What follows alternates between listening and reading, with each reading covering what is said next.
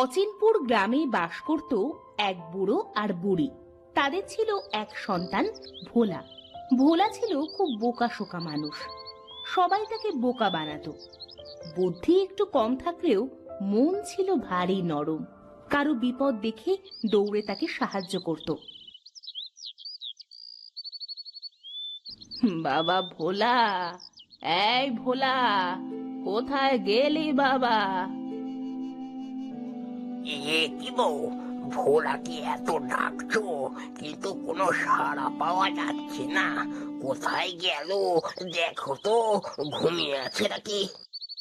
বুড়ি ঘরের মধ্যে গিয়ে দেখবে ভোলা নাক ডেকে ঘুমোচ্ছে। এ কি ভোলা বাবা, তুই এখনো ঘুমাচ্ছিস? ওঠ, ওঠ বলছি। মা, ঘুমাতে দাও তো। বাবা, বাজারে যাবি না? ঘরে তো চাল ডাল কিছুই নাই। বলো কি মা, ঘরে চাল নাই আর তুমি এখন ডাকছো? তোকে কখন থেকে ডাকছি, তোর তো উঠার কোনো খবর নাই। দাও দাও, বাজারের থলেটা দাও।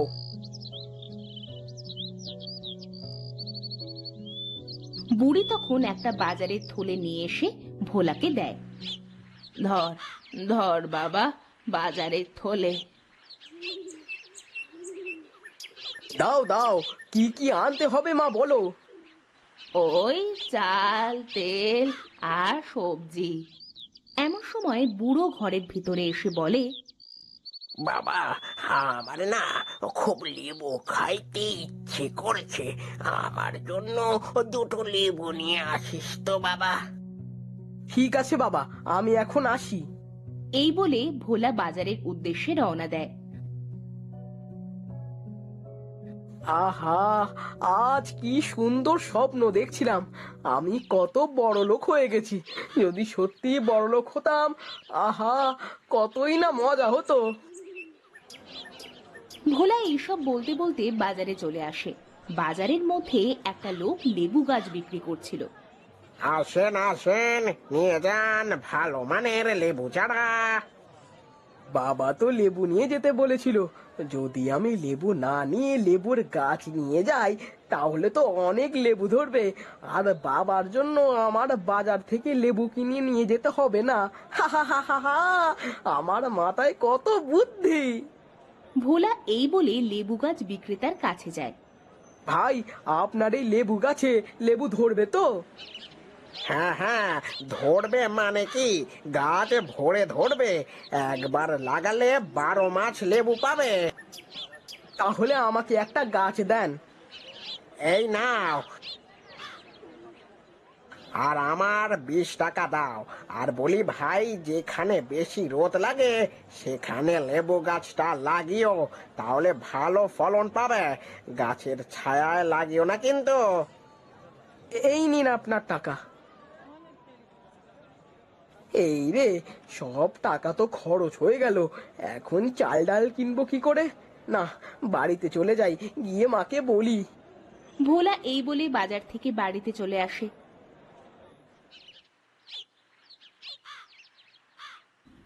কি রে ভোলা, বাজার এনেছিস বাবা?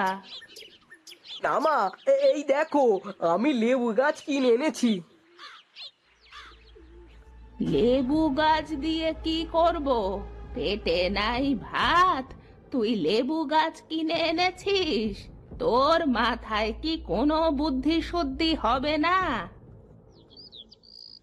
আহা, কি হয়েছে? এত চেঁচামেচি করছো কেন?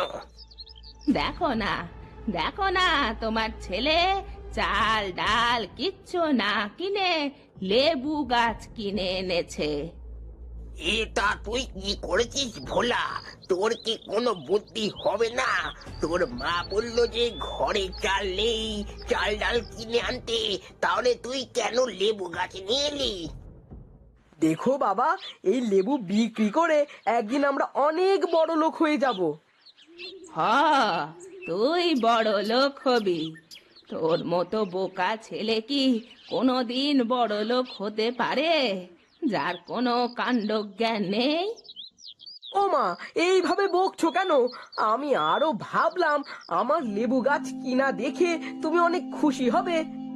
বুড়ো আর বুড়ি কোনো কথা না বলে ঘরের মধ্যে চলে যায়। যা বাবা, আমার কাজে কেউ খুশি হয় না, সারাক্ষণ আমাকে সবাই বকে। যা, এখন গাছটা লাগাই, কিন্তু কোথায় লাগাই, কোথায় লাগাই? হ্যাঁ, পেয়েছি, টিনের ওপর লাগাই।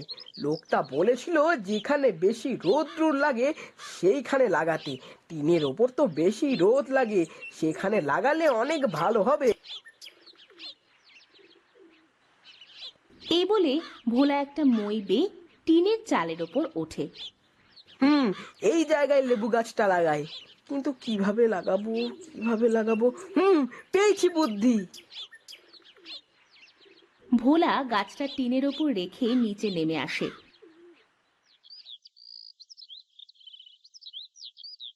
আর একটা ঝুড়িতে কিছু মাটি নিয়ে আবার ওপরে ওঠে। তারপর সেই মাটি টিনের ওপর দিয়ে গাছটা লাগিয়ে দেয়। কি গো, টিনের ওপর এত শব্দ হচ্ছে কেন? মনে হচ্ছে টিনের ওপর কেউ উঠেছে।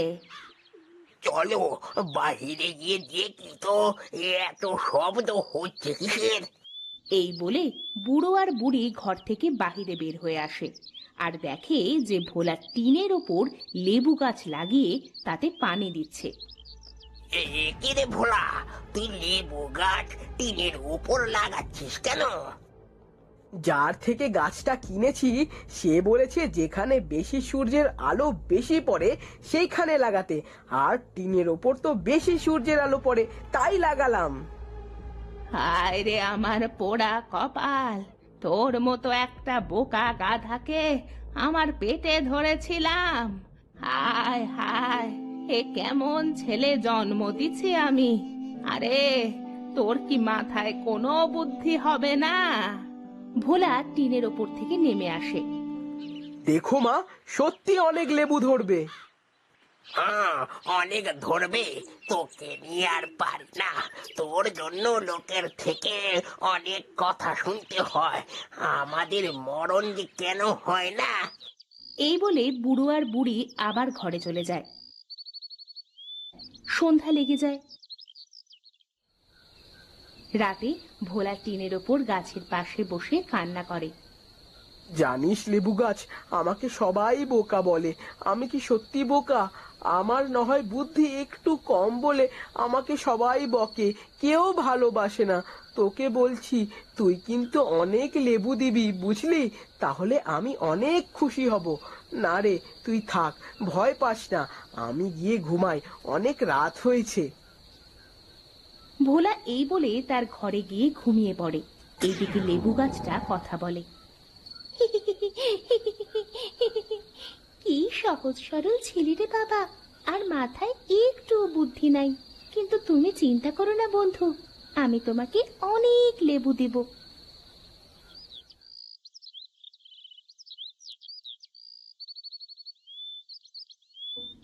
পরের দিন থেকে ভোলা লেবু গাছের যত্ন নিতে শুরু করলো। 2 বেলা গাছে পানি দিতে শুরু করে। দেখতে দেখতে কিছুদিন কেটে যায়। লেবু গাছটাও অনেক বড় হয়ে যায়, গাছে অনেক লেবু ধরে। এই দেখে ভোলা অনেক খুশি হলো। আমার লেবু গাছে অনেক লেবু ধরেছে। বুড়ো আর বুড়ি ঘর থেকে বের হয়ে আসে। আরে বাহ, কত লেবু ধরেছে এই কয়েকদিনে! যাক ভোলা, তুই এবার বুদ্ধিমানের মতো কাজ করেছিস। যা বাবা, এখন এই লেবুগুলো বাজারে বিক্রি করে আয়।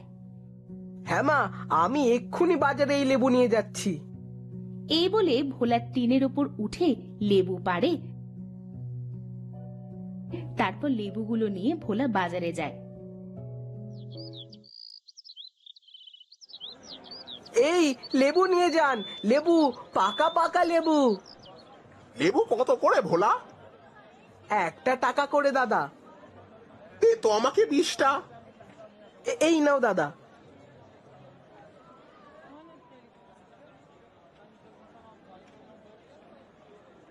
এইভাবে ভোলা অনেক কম টাকায় লেবু বিক্রি করতে থাকে। এই দেখে পাশের লেবু বিক্রেতা ভোলার কাছে যায় এই ভোলা, তুই এত লেবু কোথায় পেলি রে? আমি লেবু চাষ করেছি কাকা। তুই আবার লেবু চাষ? আমি সত্যি বলছি কাকা। হুম, ভালো তো বোকা। ওকে যদি বোকা বানিয়ে সব লেবু নেওয়া যায় তাহলে তো মন্দ হয় না। বলছি ভোলা, তোর লেবুগুলো আমার কাছে 50 পয়সা করে বিক্রি করে দে, আমি তোর সব লেবু কিনে নিই। কিন্তু মা তো বলে দিয়েছে 1 টাকা করে বিক্রি করতে। আরে বোকা, সারাদিন ধরে তোকে বিক্রি করতে হবে 1 টাকা করে, আর আমি তোর লেবু তো একেবারে কিনে নিচ্ছি। দে, আমায় দিয়ে দে, তুই অনেক লাভ করবি। ভোলা হারানের সব কথা রাজি হয়ে যায় আর সব লেবু অল্প টাকায় বিক্রি করে বাড়িতে ফিরে আসে। বোকা, আমি এখন বেশি টাকায় এই লেবু বিক্রি করব। এইদিকে ভোলা বাড়িতে ফিরে আসে। কত টাকা বিক্রি করলি বাবা? 50 টাকা বিক্রি করেছি মা। কিন্তু তুই তো 100 লেবু নিয়ে গেলি, আর তোর মা বলল 1 টাকা করে বিক্রি করতে, তাহলে তুই... হারান কাকা বলল তাকে সব লেবু দিয়ে দিতে, এতে নাকি আমার লাভ হবে। আমি জানতাম তোকে ঠিক কেউ না কেউ বোকা বানাবে। আমাকে আবার বোকা বানিয়েছে। তুই সারা জীবন এইরকম বোকাই থাকবি? আমি কাল গিয়ে এরকম বোকা হব না। পরের দিন ভোলা আবার লেবু গাছ থেকে লেবু পেড়ে বাজারে বিক্রি করতে যায়। আরে ভোলা, আজও এনেছিস লেবু? দে, আমাকে আজও সব লেবু দে। আজ তুমি আমাকে বোকা বানাতে পারবে না, কারণ মা আমাকে বলেছে তোমার কাছে যেন লেবু না দিই। হারান এই কথা শুনে অনেক রেগে যায় আর সেখান থেকে চলে যায় তার দোকানে। ও আচ্ছা, ওই বুড়ো বুড়ির এই কথা। দাঁড়া, দেখাচ্ছি মজা। তোর ওই লেবু গাছ আজ আমি কেটে ফেলবো। সারাদিন লেবু বিক্রি করে ভোলা বিকালে বাড়িতে ফিরে যায়।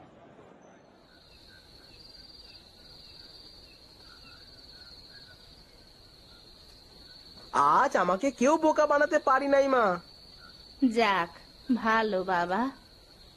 এই নাও বাজার আর টাকা।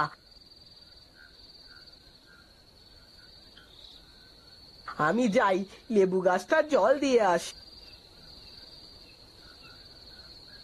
এই বলে ভোলা একটা জলের পাত্র নিয়ে টিনের ওপর ওঠে আর লেবু গাছে জল দিতে থাকে।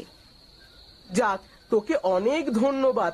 আমি বোকা বলে আমাকে কেউ কাজ দিত না। আজ তোর জন্য আমি টাকা রোজগার করতে পারছি। তুই আমাকে এইভাবেই সাহায্য করিস। ভোলা জল দিয়ে নিচে নেমে আসে।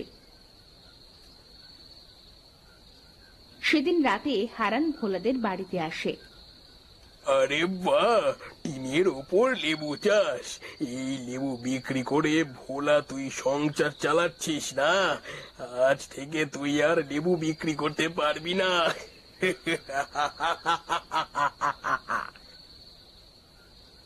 ওরে বাটপার চোর, তুই আমাকে মারার পরিকল্পনা করছিস না? দাঁড়া, দেখাচ্ছি তোর মজা। হারান টিনের ওপর ওঠে, তারপর যেই লেবু গাছটা কাটতে যায় তখনই লেবু গাছ তার একটা ডাল দিয়ে হারানকে টিনের উপর থেকে মাটিতে ফেলে দেয়। ওরে বাবা রে, আমার মাজাটা ভেঙে গেল রে। হারানের চিৎকার শুনে ভোলা আর বুড়ো বুড়ি ছুটে আসে। আরে হারান, তুই এত রাতে আমার বাড়িতে কি করছিস? নিশ্চয়ই লেবু চুরি করতে এসেছিল। দাঁড়া চোর, তোকে দেখাচ্ছি মজা। আমাকে মাফ করে দাও ভাই, আমার ভুল হয়েছে। আমি আর কোনোদিন এই কাজ করতে আসবো না। দূর হ আমার বাড়ি থেকে। হারান দৌড়ে পালিয়ে যায়। ভয় পেয়েছে, ভয় পেয়েছে। ভালোই হয়েছে, টিনের ওপর লেবু চাষ করায়। ভোলার বুদ্ধি আছে বলতে হবে।